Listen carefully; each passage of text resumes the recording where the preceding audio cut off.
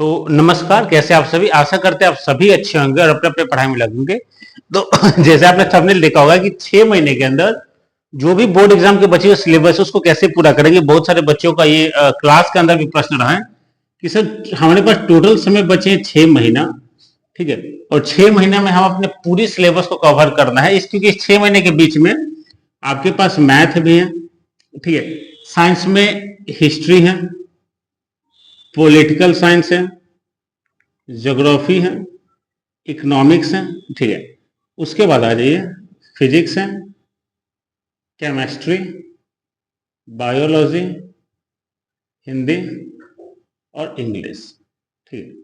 ये कुछ ऐसे मुख्य सब्जेक्ट हैं जो आपके एग्जाम में पूछे जाएंगे। हर एक सवाल, ठीक है, हम अगर इंग्लिश को ले लेते कि ठीक है इंग्लिश में हमको बस पासिंग मार्क्स है, इंग्लिश में हमको 30 प्लस या 30 आना चाहिए तो हम पास हो जाएंगे।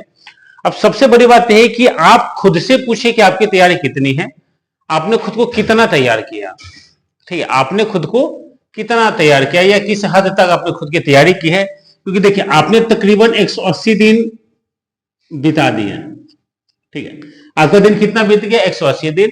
एक सिंपल सी बात है कि कोई भी शिक्षक आपको तब तक नहीं समझा सकता जब तक आप समझने की चेष्टा नहीं करेंगे। एक समय के बाद, एक स्थिति के बाद वो शिक्षक भी आपको छोड़ देंगे। रीजन होता है, समझिए दिक्कत कहां पे आता है कि अगर आप जो आप कहते हैं रिवीजन के लिए, तो रिवीजन के बेस के तौर पे, ठीक है, देखिए हम कुछ आज तथ्य पे बात करते हैं कि आखिर कैसे हम 6 महीने में इन चीज को कवर करेंगे। पहला अगर हम बात करते हैं तो हमारे पास लगभग ये मान के चलिए कि जुलाई का जो महीना है, चलिए इसको खत्म ही ले लेते हैं, जुलाई खत्म ले लेते हैं। अब बचा अगस्त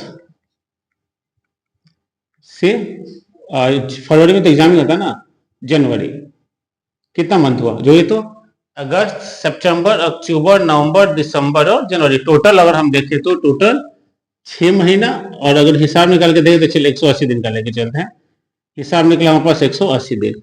अब ये आपको एनालिसिस करना है कि 180 दिन में आपने कितना पढ़ा और किन किन चीजों को पढ़ा। दिक्कत क्या होता है समझाते हैं। बहुत सारे बच्चे भागने लगते हैं ऑब्जेक्टिव की तरफ। अब देखो ऑब्जेक्टिव में एक चीज दिक्कत क्या है, ऑब्जेक्टिव आप क्या करते हैं, यहाँ पे पहला का क्वेश्चन है और यहाँ पे कुछ इस तरह से आपका घेरा दिया हुआ है, ठीक है। अब आपने ऑब्जेक्टिव का किताब लिया, बिना पढ़े बिना एनालिसिस के आपने इसको क्या किया, आपने इसको कलर करना शुरू किया कि हाँ भाई पहला का ए, दूसरा का बी, तीसरा का सी, ये होगा। ये गलत हो जाता है। गलत क्यों होगा?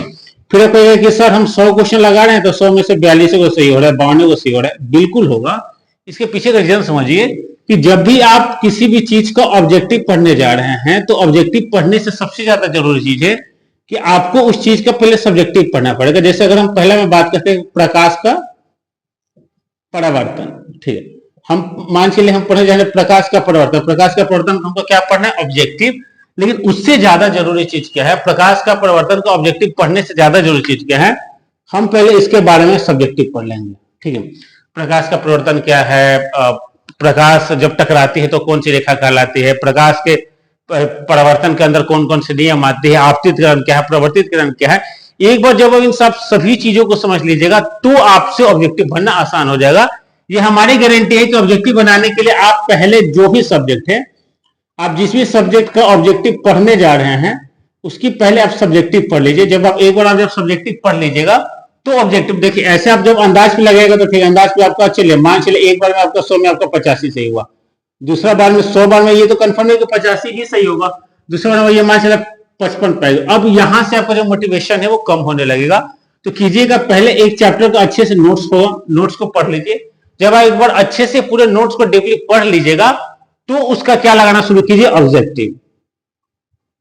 ये तरीका होता है ऑब्जेक्टिव लगाने का। और दूसरी बात, दूसरी जरूरी बात क्या है, दस्टक कहां रख दे,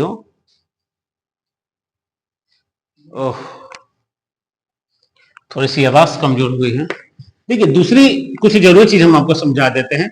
बहुत सारे बच्चे पहली बार क्या होता है ना कि एग्जाम देने जाते हैं तो उनको पहली बार ओएमआर मिलता है।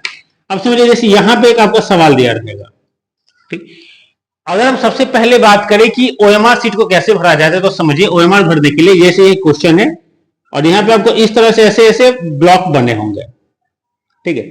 अब कुछ लोग क्या करते हैं, आपको क्या करना है क्या नहीं करना है रीजन समझिए। कुछ लोग क्या करते हैं, इसमें से बिंदु लगा के छोड़ देंगे, ठीक है, ये गलत हो जाएगा।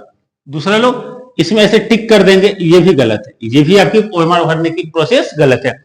तीसरा, कुछ लोग ऐसे चले इसको भर रहे हैं, हमने पूरा मान चले कि हमने इसको अच्छी तरह से भर लिया, ये भरा तो गया बहुत अच्छी तरह से, लेकिन अब क्या हुआ, ये जो लाल वाला जो रेखा है, अब इसके बाहर हमने इतना इसको रंग दिया कुछ इस तरह से, ये भी आपका गलत हो जाएगा। अब आप कहेंगे कि सर हम यहाँ पे तो सही बढ़े थे, नहीं, क्योंकि आपने इस रेखे को भर रहा था, आपको भरना कैसे है, आराम से देखिए, इसमें अगर ज्यादा समय नहीं लगेगा, कुछ इस तरह से इसको बांटिए और पहले ये बॉर्डर आराम से खींच लीजिए और बस इसके अंदर इस तरह से अपने कलम को चला दीजिए। 2 मिनट 3 मिनट के अंदर आपका क्या होगा, 2 मिनट तो बहुत हो गया, मतलब 20 से 30 सेकंड के अंदर क्या होगा, आपका जो ओएमआर होगा वो क्लियर हो जाएगा और जो रेड लाइन है वो आपको आसानी से दिखनी शुरू हो जाएगी।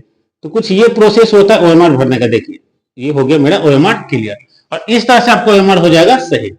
दिक्कत क्या होता है ना कि आप तो बोर्ड एग्जाम में बहुत अच्छा बना के आएंगे, लेकिन जब कॉपी चेक होगा तो वो आपको गलत साबित कर देगा, और यहाँ पे आप चैलेंज जब लगाइएगा तो आपको दिखा देगा कि देखिए आपने क्या गलत किया। तो ये तो प्रोसेस रहा कि कैसे हम ओएमआर को भर सकते हैं। अब सबसे जरूरी चीज है कि पढ़ाई करते समय, ठीक है, पढ़ाई करते समय ध्यान का केंद्र, ये सबसे ज्यादा जरूरी चीज है कि पढ़ाई करते समय आखिर फोकस कैसे करें। तो इसकी एक स्थिति समझिए, जब भी आप पढ़ाई करने बैठ रहे हैं तो क्या, पहले समझिए क्या करें, ठीक है, पढ़ाई करने जब बैठ रहे हैं तो क्या करें। पहला चीज एकदम कंप्लीटली तैयार रखें, पहला मोबाइल को दूर रखें, मोबाइल दूर रखें। दूसरा चीज, रूम के अंदर, मतलब होता है ना जहां पढ़ते हैं, ठीक है, आप अपने रूम के अंदर प्रकाश पूरा रखें। रूम के अंदर क्या रखें, प्रकाश पूरा रखें। तीसरा, कुर्सी टेबल पे बैठ के पढ़ाई करें, कुर्सी टेबल पर बैठकर पढ़ाई करें, ठीक है। ये 3 कुछ ऐसे चीज हैं, रीजन समझिए कुर्सी टेबल पे क्यों कहा जाता है। अगर हम आपको बोले कि ठीक है बेड पे बैठ के पढ़िए, अब धीरे धीरे बेड पे बैठे, धीरे धीरे आपने पैर फैलाया, अब आप दोनों हाथ फैलाएगा, अब नहीं होता, अब वो जो किताब जो ऐसे नीचे था वो किताब ऐसे उल्टा गया, आपको फेस पे आ जाएगा। तो आप अपने ब्रेन को जितना ज्यादा रेस्ट दीजिएगा, ब्रेन उतना ही ज्यादा रेस्ट को ढूंढेगा। तो ये तो चीजों की क्या करें। अब वो सवाल आते हैं कि क्या नहीं करें, ठीक है, एक सवाल आता है कि क्या नहीं करें, तो समझिए क्या नहीं करें, मैं आपको क्या क्या नहीं करना है। पहला, पानी कम पीना है, पानी कम पीना।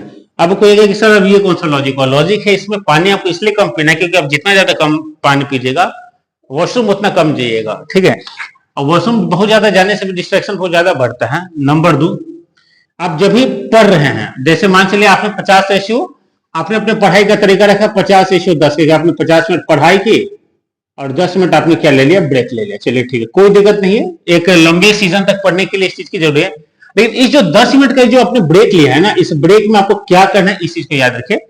इस ब्रेक में हमेशा एक कॉपी और एक कलम साथ में रखेंगे, आपको जो भी चीज याद है उसको लिखने की कोशिश करेंगे। ब्रेक मतलब ये नहीं कि आप रूम से बाहर निकल जाएंगे या कॉपी किताब को बंद कर देंगे, ऐसा नहीं होगा। अब जब भी निकलेंगे इस ब्रेक स्थिति के समय पे आप कॉपी किताब कॉपी कलम लेके आपने जितना भी चीज पढ़ा है उसको रिकॉल करेंगे। रिकॉल करने के दौरान क्या होगा कि आपका जो 50 मिनट का जो सिलेबस आपने जो पढ़ा था वो 10 मिनट के अंदर आपको याद हो जाएगा, ये हमारी गारंटी है, ठीक है। ये तो हो गया। तीसरा चीज क्या करना है समझिए, ओवर थिंकिंग।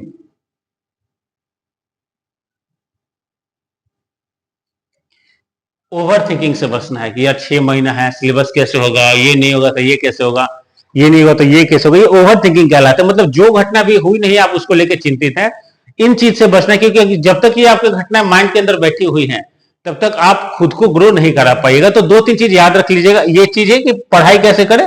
अब देखिए बोर्ड एग्जाम जब बहुत ज्यादा नजदीक आएगा तो उसमें भी बताया जाएगा क्या करना, लेकिन अभी भी हम आपको बता देते हैं कि अपने नोट्स को पूरा करते रहिए, नोट्स लिखते रहिए। क्लास के अंदर जो भी लिखवाया जा रहा है, अब जहां भी क्लास करते हैं नोट्स को लिखे। नोट्स बनाने का फायदा होता है कि जब आप एक बार एग्जाम देने जाइएगा और बैठिएगा तो कम समय में रिवीजन हो जाता है बहुत अच्छे आसानी से।